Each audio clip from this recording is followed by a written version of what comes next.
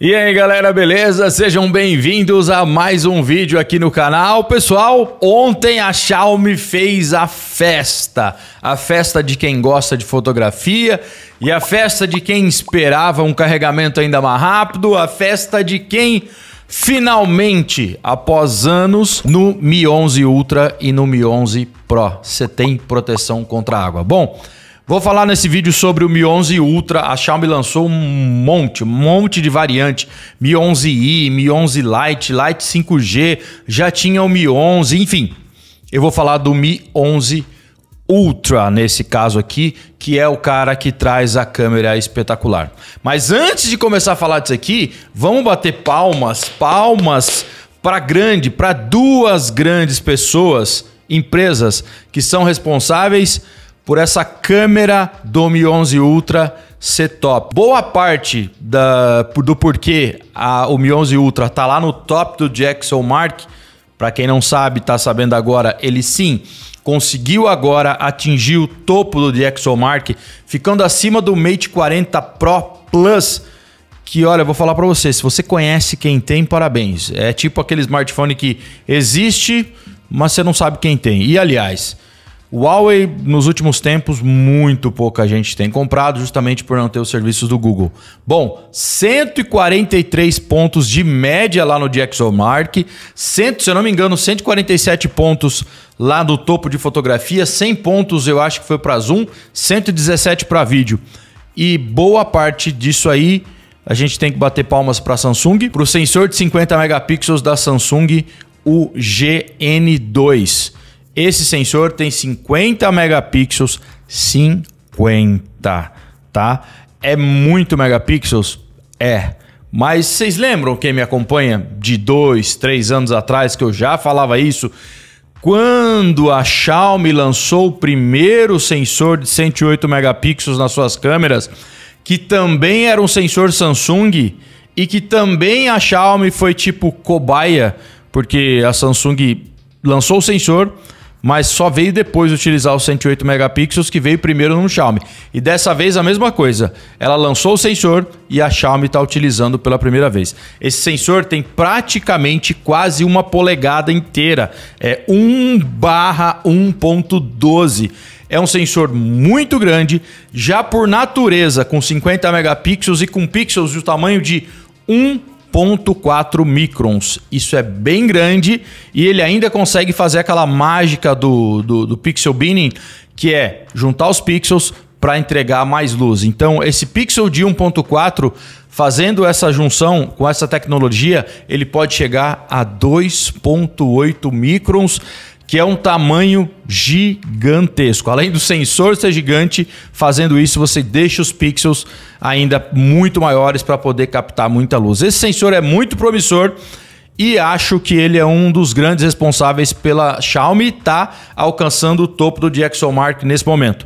Junto com isso, eu falei duas empresas, a outra é a Qualcomm, né? O Snapdragon 888 com o Spectra 580 com processamento fantástico, consegue juntar tudo isso e aí com um toquezinho da Xiaomi conseguir deixar essas câmeras muito boas. Um toquezinho não, porque nos últimos tempos a gente tem visto mais smartphones da Xiaomi e o Huawei à frente dos próprios Samsungs do que outra coisa. Então a Xiaomi tem feito um belíssimo trabalho também no software, mas acho que se a gente tivesse sensor nas mãos da Huawei, é só um pensamento à toa, porque não vai dar para ter, porque não tem Android, né? Mas a gente teria uma câmera ainda melhor. Bom, pessoal, esse sensor não está sozinho. Esse sensor, o GN2 da Samsung, que é um baita sensor, palmas mais uma vez para a Samsung, vem junto com outros dois IMX586 da Sony. São dois outros sensores grandes de 48 megapixels e ele é utilizado tanto na lente de zoom, né, na periscópica, que tem zoom até de 120x, 120 vezes, que, cara, teve notas boas, mas mais uma vez, é aquele zoom que é um zoom mais ou menos quando tá nesse range aí, tá? Zoom ótico é de 5x, 10x híbrido, que deve ser muito bom. Eu acredito que indo até lá pelos 30, por aí a gente tem qualidade muito bem utilizável ainda, tá? É um sensor de abertura, uma lente de abertura nesses sensores de f4.1, ela é mais escura do que utilizado no Samsung, acho que no S21 Ultra. Porém, esse sensor tem pixels de 0.8 microns, que também utilizando o pixel binning pode chegar a 1.6, tá? E 48 megapixels, mesmo sensor IMX586 na câmera ultra-wide. Então ele tem uma câmera principal, que é o sensor GN2 da Samsung, e dois outros sensores da Sony, um para telefoto e outro para ultra-wide. E essa ultra-wide tem autofoco, o que quer dizer que conseguiremos fazer fotos macro porque ela tem autofoco. Aí basta saber qual que é a distância que ele vai conseguir chegar. Mas se a Xiaomi for esperta e deixar os 48 megapixels, se você puder escolher para utilizar como macro, cara, você chega a uma certa distância, você tem 48 megapixels para poder fazer o zoom. Óbvio que aí não utilizando a tecnologia do Pixel Binning. As três câmeras conseguem fazer o Pixel Binning. Aliás, as três câmeras conseguem gravar também ao mesmo tempo. Você consegue 8K nas três câmeras graças ao Triple ISP da Qualcomm, que está implementado aí. Você consegue ter imagens das três câmeras, assim como a Samsung também trouxe, ao mesmo tempo. Essa câmera ultra-wide é de f2.2, aliás, é f1.95 com o sensor da Samsung, que é quase f2 arredondando, f4.1, que é bem escura, mas sempre lente zoom é escura, e f2.2 na ultra-wide. A ultra-wide de 48 megapixels, fazendo o Pixel Binning também, você vai conseguir pixels maiores, chegando até 1.6, como eu disse. A frontal é uma câmera de 20 megapixels, também f2.2 e também com a tecnologia de Pixel Binning. O lance legal aí é que você pode utilizar essa câmera aí na parte traseira como frontal, porque ele tem uma telinha, é mais ou menos uma telinha que você tem na Mi Band, um pouquinho menor que a telinha da Mi Band, ali do lado das câmeras. E aí você vai poder, além de ver hora, previsão do tempo ali, você pode talvez customizar, eu acho que dá para customizar, você pode utilizar ela, uma telinha ali que você pode utilizar como referência para você gravar teus vídeos ou para fazer suas fotos. E aí você utilizar a câmera principal com esse baita sensor para fazer uma super selfie. Pessoal, eu achei o smartphone bem bonito, ele só não é dos mais finos, pelo menos não na parte mais grossa dele. Galera, ele tem, acho que é 8.38 milímetros de espessura, que é um pouquinho só mais espesso do que o Mi 11 normal, né? E na parte das câmeras, vocês lembram também de outras coisas que eu já disse? Eu disse para vocês há muito tempo, pelo menos há mais de 2 anos, quando as câmeras foram lançadas, essas de 108 megapixels, eu falei que a gente voltaria para sensores menores.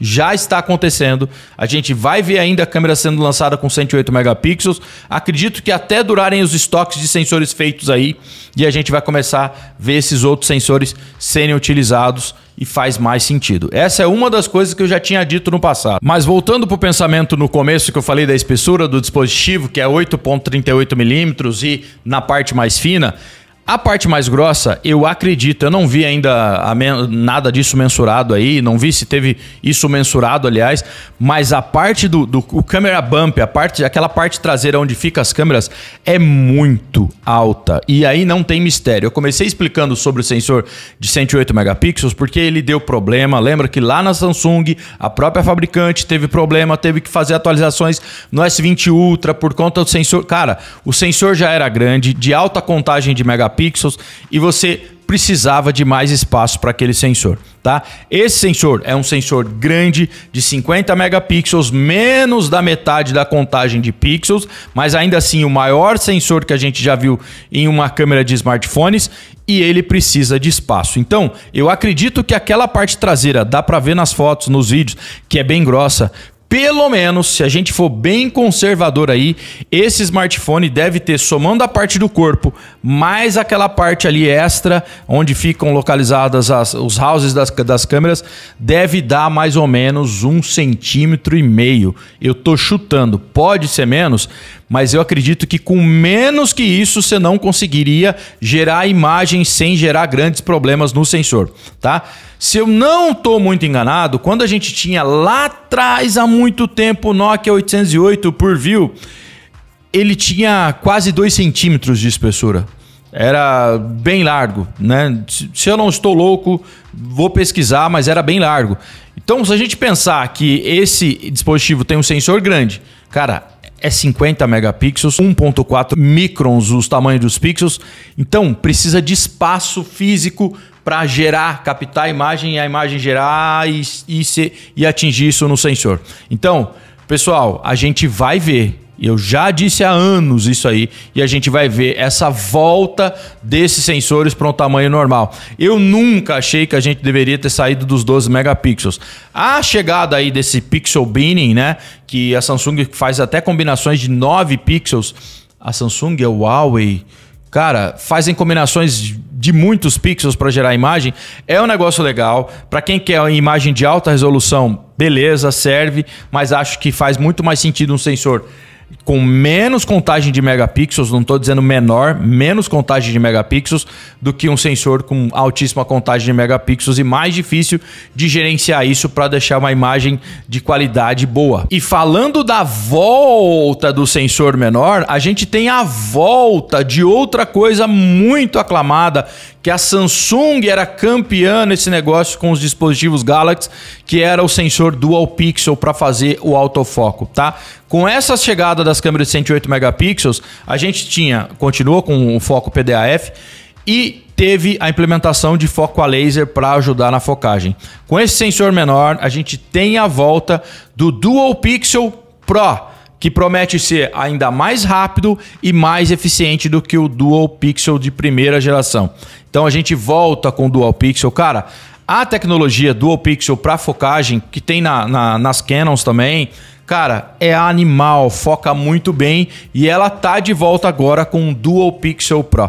Esse sensor é animal. Palmas mais uma vez para Samsung. Eu quero ver quando ele começar a atingir outras empresas. Bom, pessoal, e realmente eu quis falar aqui de fotografia para vocês. O dispositivo vai além disso. Tem um carregamento de 67 watts, como eu disse, tanto com fio, tanto sem fio, uma tecnologia nova dessa bateria para ver se ela vai ter uma degradação inferior ao longo do tempo, porque a carga é muito grande, né? Ele consegue carregar muito rápido, então tem uma tecnologia nova, um chip controlador além da tecnologia da bateria nova, para ver se ela não vai se degradar. E eu quero ver isso ao longo do tempo. Ele trouxe também o IP68 que eu disse para vocês.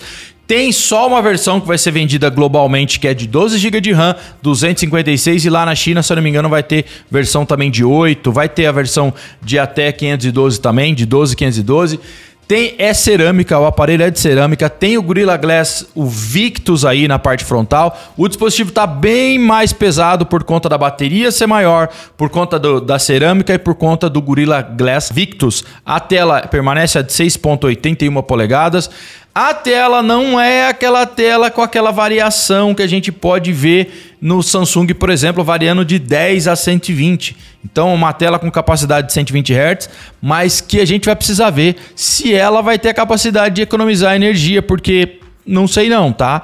As telas LTPO que a gente vê por aí, que capaz de fazer de 10 a 120, 48 a 120, são capazes de economizar uma boa energia nessa parada. Continua com aquele sensor o IR, né, para você utilizar como controle remoto, que se tirar a galera da Xiaomi fica ensandecida. Wi-Fi 6, além do seu Wi-Fi 6, aliás, o Wi-Fi 6E, que é ainda melhor. Bluetooth 5.2, esse cara traz tudo praticamente de bom que você pode querer comprar em um smartphone. E o precinho é tudo também, tudo de muito dinheiro, 1.200 euros. Vocês já devem pensar de cara, pô, isso é mais caro do que quase todos os iPhones. É, mas uma coisa eu te digo também, muito capaz de ele trazer, todos esses sensores devem ser bem melhores do que os sensores que a gente vê nos iPhones. Provavelmente o investimento em hardware, né, o que custa cada peça dessas dos dispositivos da Xiaomi, seja mais do que a gente encontre nos dispositivos nos iPhones, por exemplo. Quanto a sensor, bateria, carregamento, essas coisas. Cara, é um baita no dispositivo e não dá para falar que 1.200 euros num Xiaomi, velho, se você for comparar peças, eu acho que, tipo, não justificando, porque 1.200 euros, 800 euros, ou é muito caro, velho. É realmente muito caro, já é muito caro. Mas querendo fazer uma comparação entre coisas, parece que ele vem com tudo de melhor que você pode encontrar num smartphone.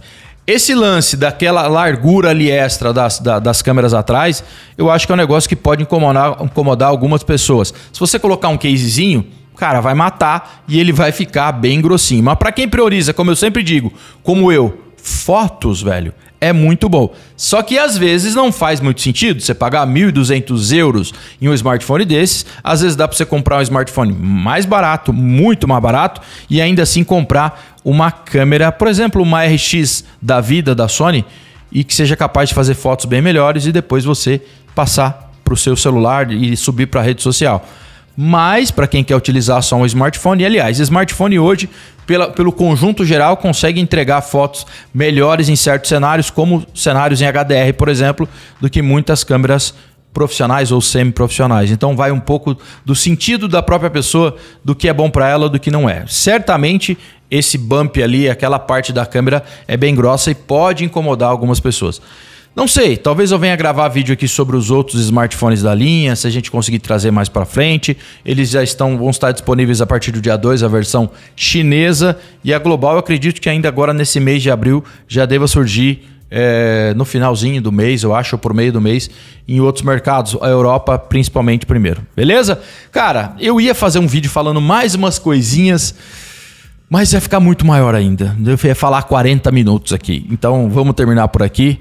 Escreve aí nos comentários o que você achou desse lançamento. Você pagaria 1.200 euros no smartphone, sendo ele top ou não? Eu quero dizer, aliás, se você tem 1.200 euros, vou importar. Vamos supor que seja os mesmos 1.200 dólares que a Banggood, a Gearbest ou a AliExpress vai vender por 1.200 dólares. Você tem essa grana para comprar? Investiria 1.200 dólares agora? Fazendo a comparação entre um Xiaomi e um Samsung, você compraria esse Xiaomi mesmo que tivesse que importar do que um Galaxy S21 Ultra, do que um iPhone? Você compraria? Você acha que essas câmeras vão ser realmente fodas? Eu tô achando bem fodas. Cara, enfim, escreve aí a tua opinião nos comentários. Não esquece de se inscrever se não é inscrito, deixar o like e até o próximo vídeo. Tchau, tchau.